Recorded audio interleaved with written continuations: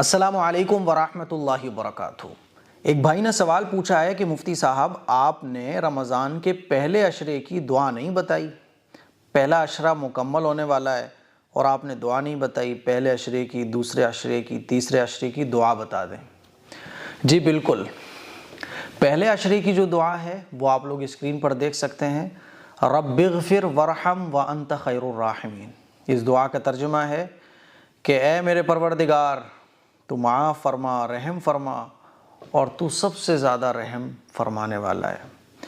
اسی طرح سے اس دعا کے ساتھ ساتھ ہم یہ بھی پڑھ سکتے ہیں، یہ بھی عربی میں جب اللہ سے ہاتھ اٹھا کر دعا مانگیں تو عربی میں یہ دعا بھی مانگیں، یا حی یا قیوم برحمتک استغیث، یا استغیث کی جگہ نستغیث بھی ہم کہہ سکتے ہیں، یا حی یا قیوم برحمتک نستغیث۔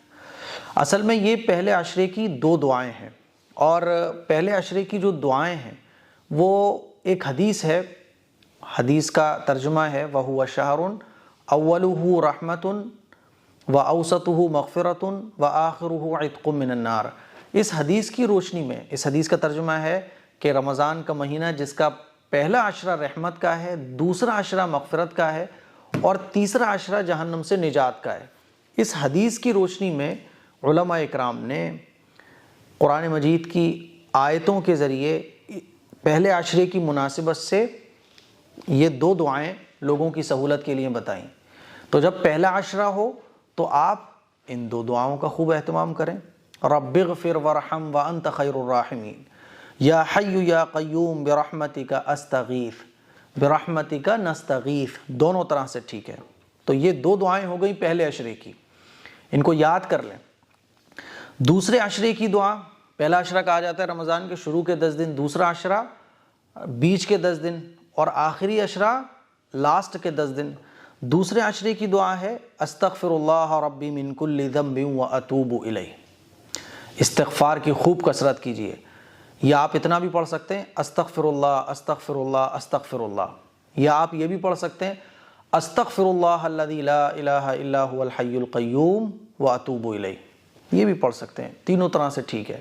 ٹھیک ہے، تو دوسرے عشرے میں استغفار کی خوب کثرت کیجیے، کیونکہ حدیث کی روشنی میں دوسرا جو عشرہ ہے وہ مغفرت کا ہے، تو مغفرت کی، اپنے گناہوں کی معافی اللہ سے مانگیے۔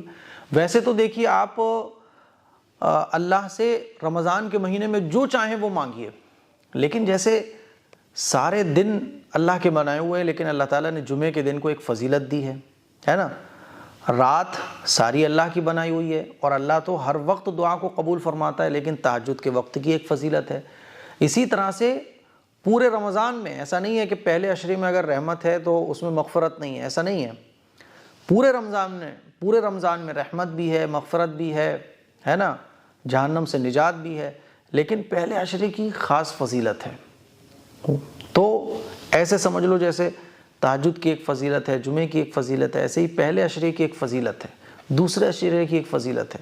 تو دوسرے عشرے میں ہم استغفار کی خوب کثرت کریں، اور تیسرے عشرے کی جو دعا ہے وہ بھی آپ اسکرین پر دیکھ سکتے ہیں، اللہم اجرنی من النار، یا پھر آپ اللہم اجرنا من النار، دونوں طرح سے ٹھیک ہے۔ جب اجرنی میں کہوں گا تو اس کا مطلب ہوا ہے کہ اللہ تم مجھے جہنم سے بچا، اور جب میں کہہ رہا ہوں اجرنا تو اس کا مطلب یہ ہوا کہ میری پوری فیملی کو، آپ جتنے لوگوں کو چاہے ان کو انکلوڈ کر سکتے ہیں، یعنی اللہ ہم سب کو جہنم سے بچا۔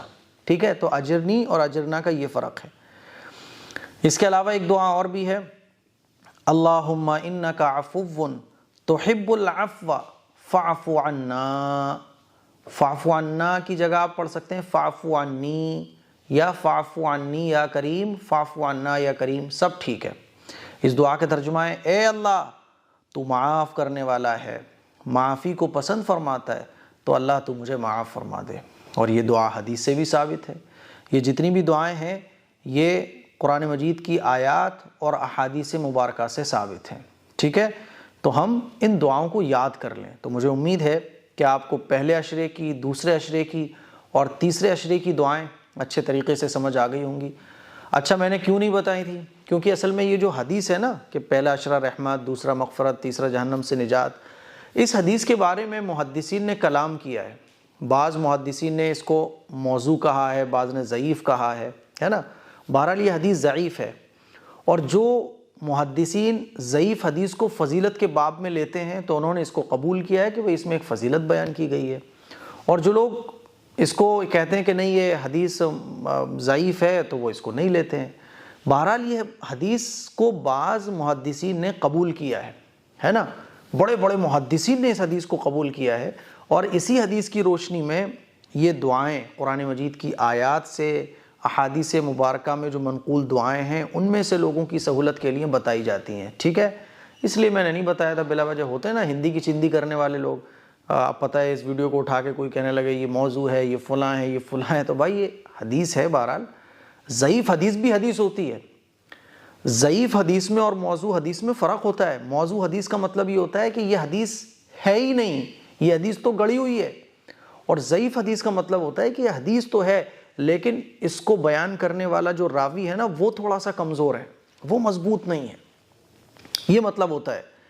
تو ضعیف حدیث بھی حدیث ہوتی ہے. اسی لیے محدثین جو ہے نا وہ ضعیف حدیث کو فضائل کے باب میں بیان کرتے ہیں. تو مجھے امید ہے کہ یہ ساری باتیں آپ کو بہت اچھے سے سمجھ آ گئی ہوں گی. حالانکہ میں اس ٹاپک پہ زیادہ بات نہیں کرتا ہوں کیونکہ میری فیلڈ اصل میں تھوڑی سی الگ ہے.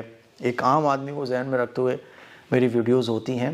چلیے آپ کو سمجھ آ گئی ہوں گی. اس کلپ کو شیئر کریں، دوسروں تک پہنچائیں. اور بھائی آپ کے سوال کا جواب بھی ہو گیا. السلام علیکم ورحمۃ اللہ وبرکاتہ.